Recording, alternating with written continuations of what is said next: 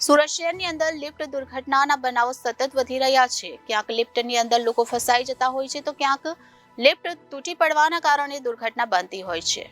ત્યારે સુરતના મોતી પેલેસ એપાર્ટમેન્ટની અંદર ચોથા માળેથી લિફ્ટ નીચે પટકાતા 3 લોકોને ગંભીર ઇજાઓ પહોંચી હતી, જેમાં બંને ભાઈઓને પગના ભાગે ફ્રેક્ચર થતા હોસ્પિટલ ખસેડવામાં આવ્યા હતા.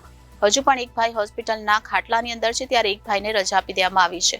જ્યારે એપાર્ટમેન્ટના પ્રમુખ લિફ્ટ મેનેજમેન્ટ અને બિલ્ડર વિરુદ્ધ આક્ષેપ કરી રહ્યા છે.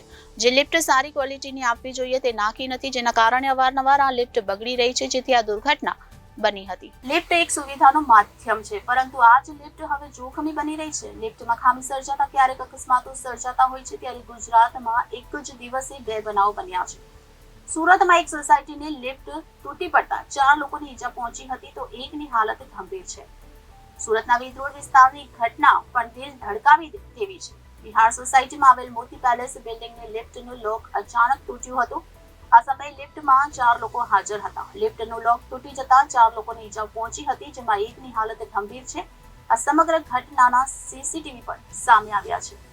સુરત શહેરની અંદર લિફ્ટ દુર્ઘટનાના બનાવો સતત વધી રહ્યા છે. ક્યાંક લિફ્ટની અંદર લોકો ફસાઈ જતા હોય છે તો ક્યાંક લિફ્ટ તૂટી પડવાના કારણે દુર્ઘટના બનતી હોય છે. ત્યારે સુરતના વિસ્તારમાં આવેલ મોતી પેલેસ એપાર્ટમેન્ટની અંદર ચોથા માળેથી લિફ્ટ નીચે પટકાતા 3 લોકોને ગંભીર ઈજા પહોંચી હતી, જેની અંદર બંને ભાઈઓને પગના ભાગે ફ્રેક્ચર થતા હોસ્પિટલ સારવાર અર્થે ખસેડવામાં આવ્યા હતા અને હજુ પણ એક ભાઈ હોસ્પિટલના ખાટલાની અંદર છે. ત્યારે એક ભાઈને રજા આપી દેવામાં આવી છે. જ્યારે એપાર્ટમેન્ટમાં પ્રમુખ લિફ્ટ મેનેજમેન્ટ અને બિલ્ડર વિરુદ્ધ આક્ષેપ કરી રહ્યા છે કે જે લિફ્ટ સારી ક્વોલિટીની આપવી જોઈએ તે નાખી જ નથી, જેના કારણે અવારનવાર આ લિફ્ટ બગડી રહી છે, જેથી આ દુર્ઘટના સર્જાઈ છે.